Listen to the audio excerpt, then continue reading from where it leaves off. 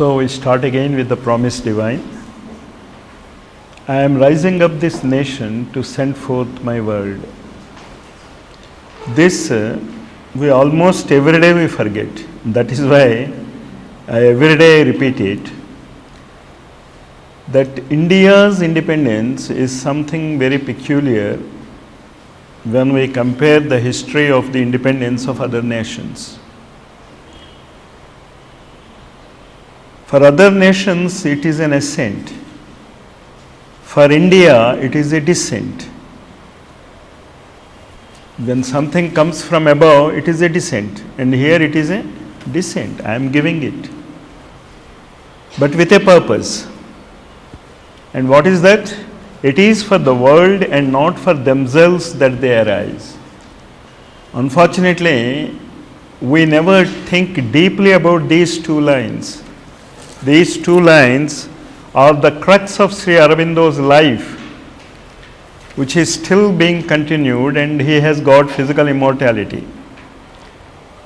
So it is for the world and not for themselves that they arise. And how and what they should do is the life of Sri Aurobindo. But that doesn't mean it is only Sri Aurobindo's life. It is our life also. If you are studying engineering, you will be an engineer. If you are studying to become a doctor, you are a doctor. If you are studying Sri Aurobindo, you are Sri Aurobindo. It is simply as simple as that. But you can't become a doctor in a day or two. You can't become an engineer in a day or two. You can't become Sri Aurobindo in a day or two. You can write it in brackets. You write your name in brackets, you write Sri Aurobindo, there is nothing wrong in it.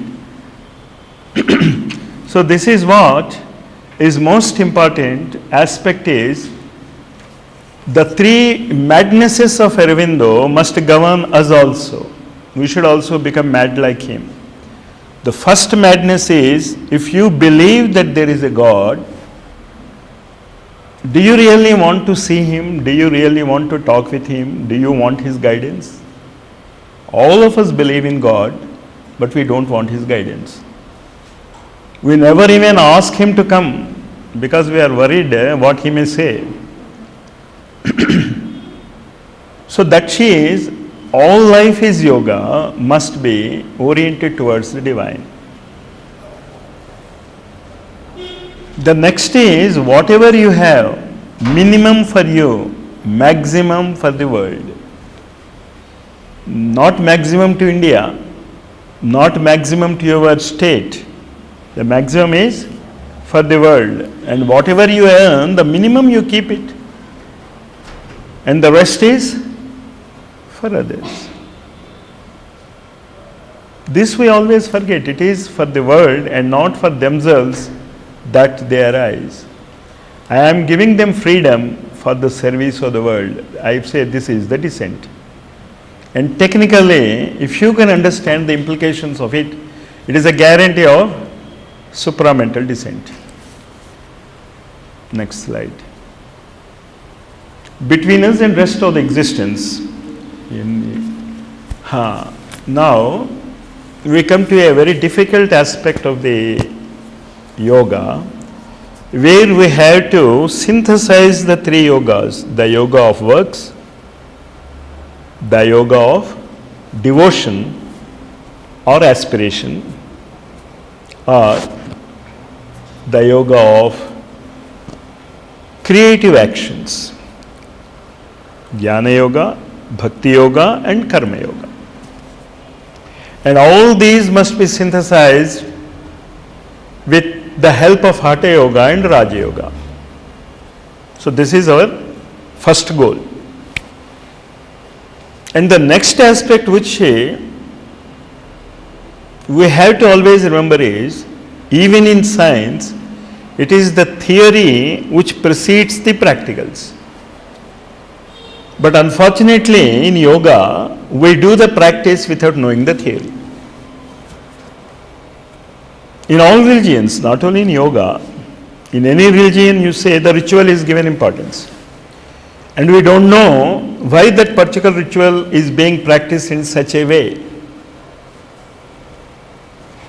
Almost in yoga, we forget the theoretical aspect. And any science to develop, first you must have a theoretical basis. That is why we are reading it in such a depth. But now today, I am going to skip some slides. But when I am skipping it, I am going to give you the central idea. And you always try to keep these slides with you. I think the printouts are coming. And you always try to study with the hints that I am going to give. But naturally, my hint is only a hint. What you understand is yours. What I understand is mine. That is the beauty of integral yoga. So, in this slide, number 139, 37. That is one thing. Acha, acha. Okay. The action of the secret world forces, mind forces, life forces, and subtle physical forces. This is what we have to understand first. You are living, okay. You have a physical body, you have a vital body, you have a mental body. But your physical body is in the physical world. Your vital body in the vital world. Your mental body is in the mental world. All of our bodies have been so developed by our Jivatma that it can mold itself and react to the secret world forces, mind forces, life forces, subtle physical forces. Of this we should be aware of. This is what we should practice when we say all life is yoga. Which type of force is influencing you just now? Is it a world force, a mind force, a life force, or a subtle physical forces? So these distinctions between the various forces you should be aware of. For example, when we are now here, the sun's radiations are affecting us, the electrical rays are affecting us, the tube light and the special focus light vibrations are affecting this room, and your own mind vibrations are there. Every mind vibration different from each other, even though they are directed to the same study of synthesis of yoga. So are we aware of these forces? And being aware of these forces is the first step of yoga. What nature or scientists do, they don't create any new force. They understand a force, they develop their laws and apply it. So what we are going to do? We are going now to understand the mind force, the vital force, and the physicality force, if I can use it. I don't want to say it as a physical force, because physical force is a generally physical force, a materialistic force. And when I say physicality, the mind and desire force working together dominate the physical body. So physicality is, in one sense, your desire and mind working together. Am I clear? So this is what we are going to read now. When we say the yoga of knowledge, we are studying the laws of the mind. And in it we have two. We have the capital M and the Chaitya Purusha. You have the mind, and just below it we have the Chaitya Purusha. These, the forces, the powers, the beings in the mental plane, just as there are beings in the physical plane, there are beings in the mental plane also, whom we call God, or gods or goddesses, or whatever you call them. So these mind forces is what we learn by the yoga of knowledge.